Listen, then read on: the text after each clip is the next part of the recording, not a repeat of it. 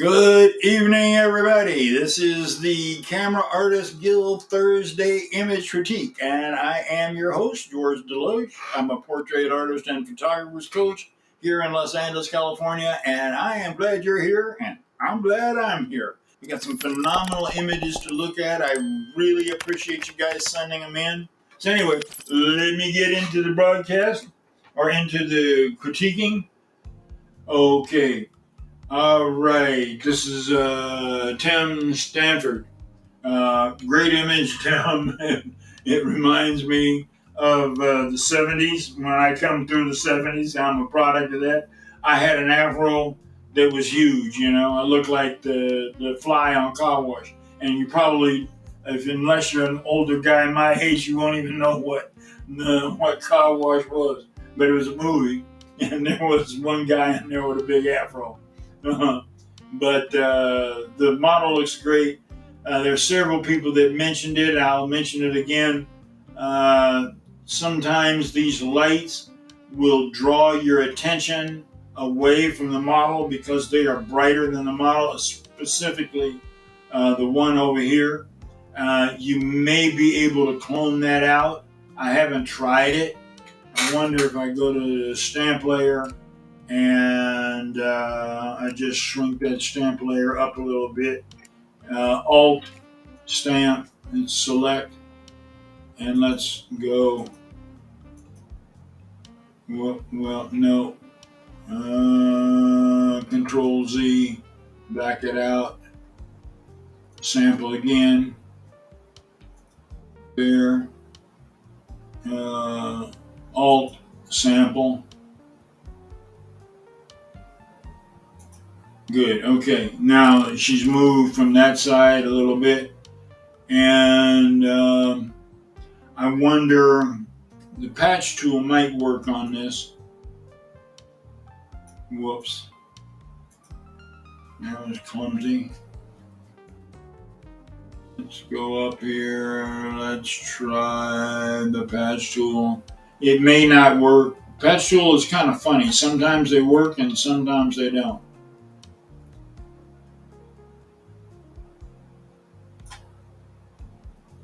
Okay.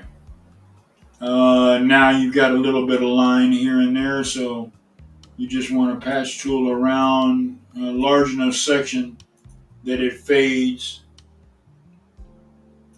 into the background. And there. Now you probably could tone down the other bright spots here. Maybe this one. Actually, I made that patch tool too large.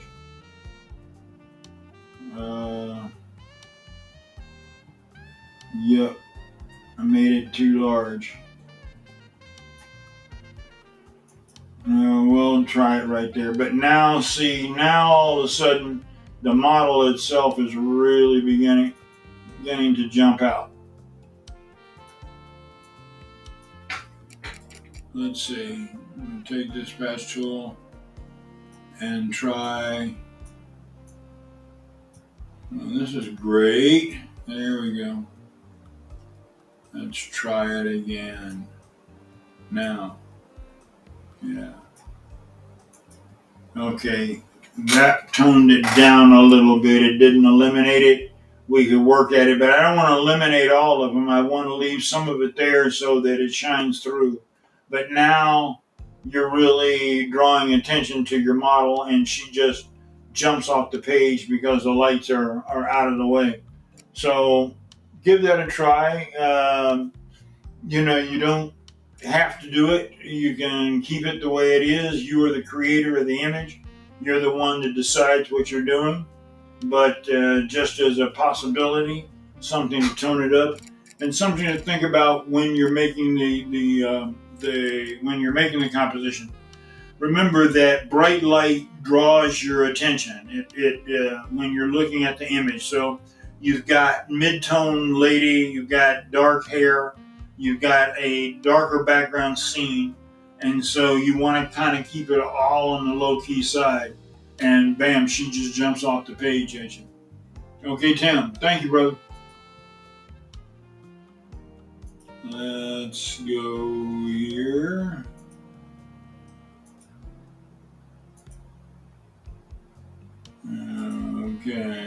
Okay, Keith Davis, Philly. I love this, Keith. Really nicely done. It's a nicely done high key image. And believe you me, high key is hard to do. I teach a $1,500 course in high key at my studio. And people, I get people signed up for it all the time because high key is so difficult to pull off. But you come off with it pretty good. And one thing that you did do that so many people make the mistake of trying to do, however you went about it, you left the shadows. You have to have shadows. If you don't have shadows, there's nothing to anchor it to the ground. And it just turns into something floating, which screams fake. This is a high key photograph. And I love the way you edit it. It's very difficult to put everybody in there together, but you pulled it off pretty good. There may be some things that I would change posing wise, but you're not posing models, you're posing a family. And the main thing is that everybody is happy and interacting with one another. You carried it off, man. Congratulations. See, I tell you, you guys are good. And I threw in another Keith Davis, even though I got one from you. I threw in this other one. You're really starting to knock out some of these maternities with interesting posing. You had a couple other couples earlier, but interesting. And I wanted to put it up. Now, the one thing I would do is add separation between the lady and the background. She kind of gets lost up in here. So you really need to add a light into the back area, but not real bright, not almost noticeable, just a little bit lighter than her hair so that you can see where her hair begins and where it stops. And that would bring and add a third dimension to it. Right now you're looking at 2 dimensions, just the 2 of them on one plane. But you would add that little light fade in the background. And if you couldn't hide it behind either one of them, what I do all the time is that I use a boom system in my studio. Now, I've made mine out of 1 3/4, I think it is, water pipe. And they're 10-foot lengths or something like that. And I just screw together a cage. I actually have 2 auto poles, and then I have the water pipe, and I use scaffolding clamps like you use for building a scaffold. You use scaffolding or chain link fencing poles that go on the top of chain link fencing. Any one of those to make kind of a cage where you have a crossbar going across your studio. Then with super clamps, you can clamp a monolight up there with a 7-inch reflector and a grid or barn doors, and it will sit above everybody and point down at the background and give you an interesting little pattern there, especially if you have a really dense grid. So that's just something to think about. And that takes care of that. Let's get the broadcast back around this way.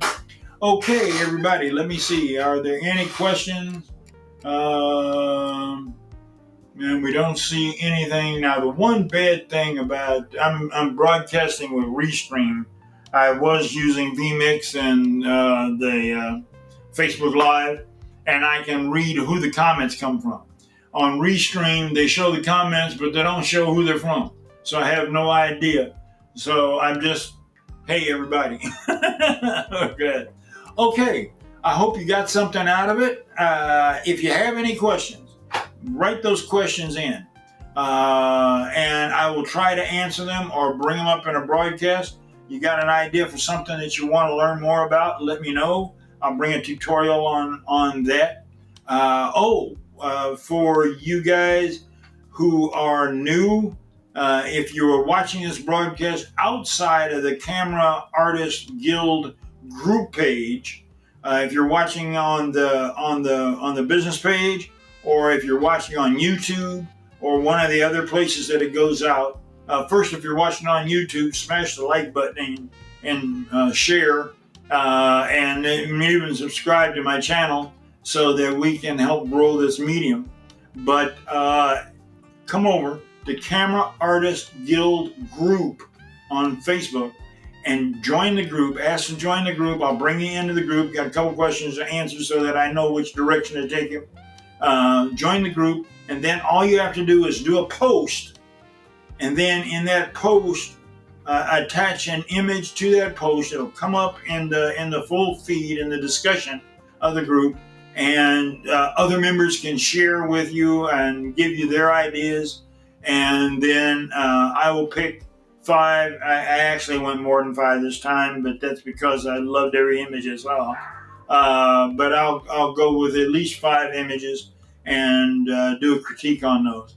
And I'll try to bring a few tips on business and a few tips on photography as well. Let me see what else. Oh yeah, welcome everybody from around the world. We are really broadcasting worldwide now. We got people from all over the world. So Africa, welcome. India, welcome. Asia, welcome.